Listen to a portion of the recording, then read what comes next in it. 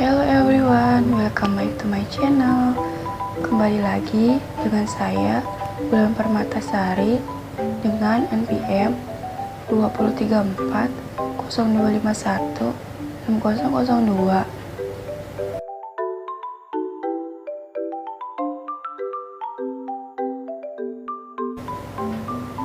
Program Studi Manajemen Fakultas Ekonomi dan Bisnis Universitas Nasional tahun ajaran 2020-2021.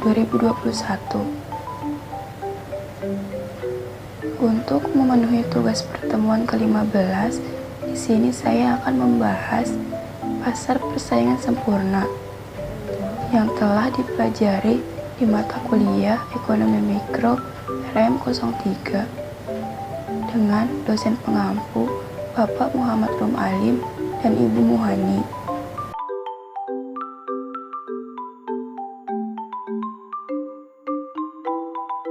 Apa sih pasar persaingan sempurna itu?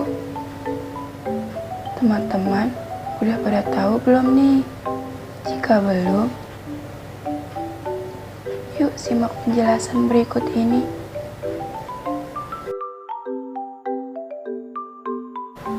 Pengertian pasar persaingan sempurna.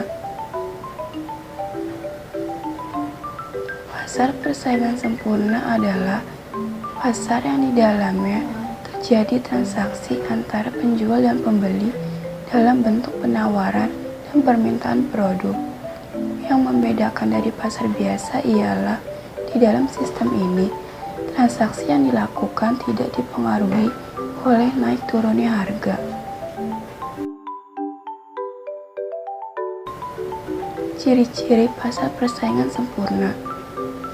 Yang pertama, harus ada penjual dan pembeli yang jumlahnya sama banyak.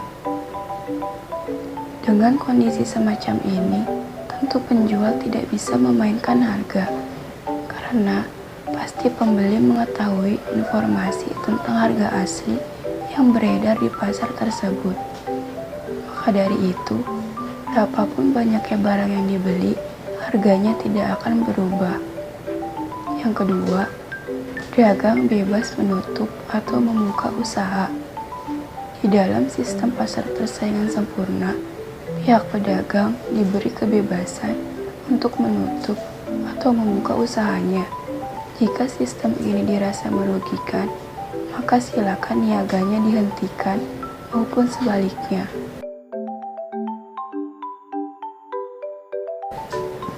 Yang ketiga, barang yang dijual bersifat homogen. Agar tidak terjadi perbedaan harga dan kualitas barang, maka di struktur pasar ini, produk yang dijual harus setipe atau homogen, sehingga sekalipun pembeli membeli pada pedagang lain, harga dan kualitas tetap sama. Yang keempat, penjual dan pembeli mengetahui informasi harga yang jelas. Penjual dan pembeli harus mengetahui informasi terkait harga yang benar yang beredar di pasar tersebut. Ini juga berlaku ketika harga bergerak dengan cepat.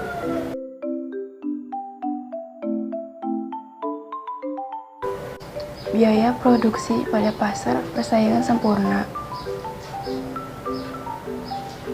Teman-teman bisa lihat pada tabel biaya produksi tersebut. Dan untuk lebih jelasnya, saya menyertakan keterangannya. Kolom pertama menggambarkan berbagai jumlah produksi yang dapat dicapai. Kolom kedua yaitu biaya yang dikeluarkan untuk membeli input tetap yang digunakan dalam proses produksi.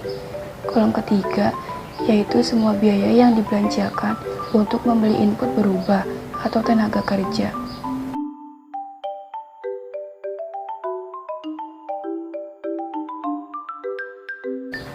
Lanjutan keterangan tabel.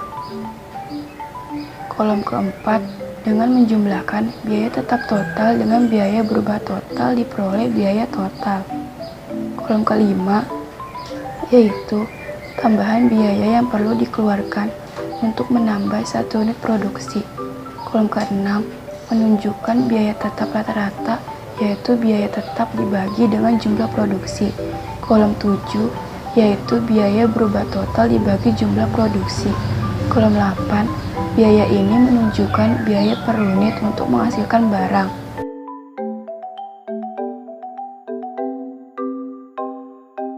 Contoh pasar persaingan sempurna.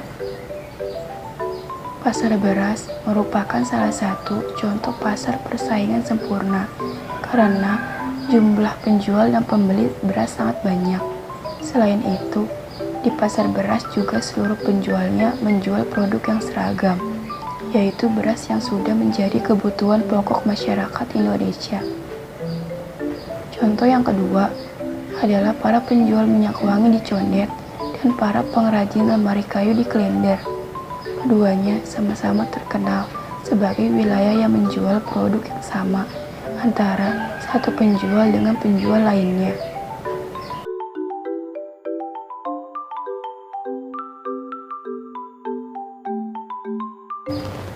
Kelebihan pasar persaingan sempurna.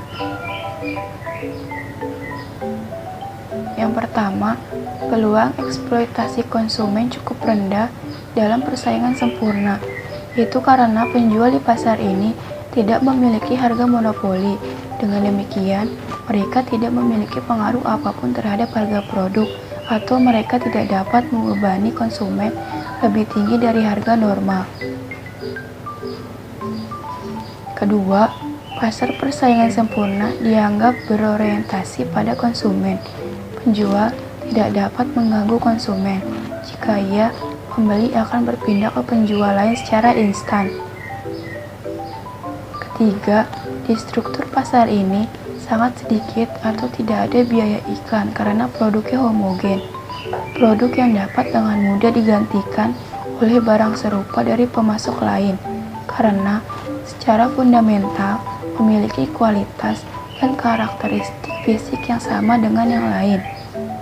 Keempat, juga tidak perlu mengeluarkan banyak uang untuk iklan karena penjualan akan terjadi secara otomatis jika perusahaan menentukan harga lebih rendah dari pesaing.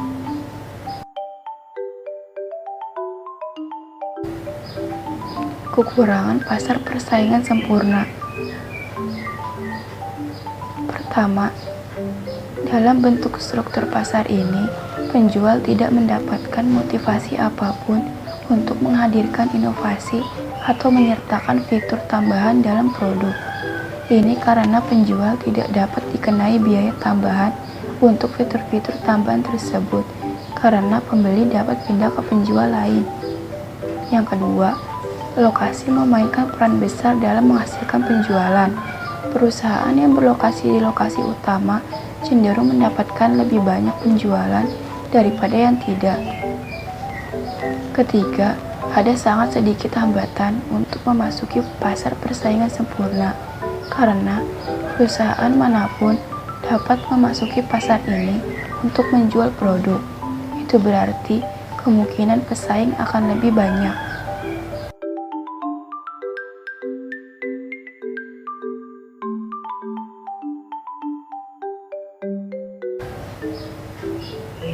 Nah, kita sudah sampai di slide terakhir nih teman-teman. Apakah teman-teman sudah paham?